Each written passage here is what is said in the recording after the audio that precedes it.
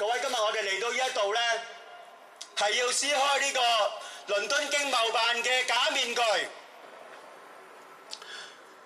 佢從事嘅活動係包括咗政治監控、滋擾同埋威嚇，甚至要令我哋噤聲。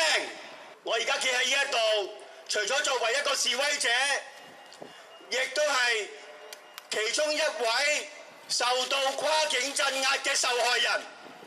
我哋雖然離開咗香港嚟到英國生活，但係我哋都唔感受到真正嘅安全。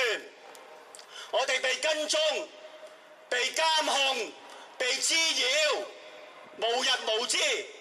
所以我哋強烈要求英國政府必須立即檢視賦予俾倫敦經貿辦嘅地位同埋特權。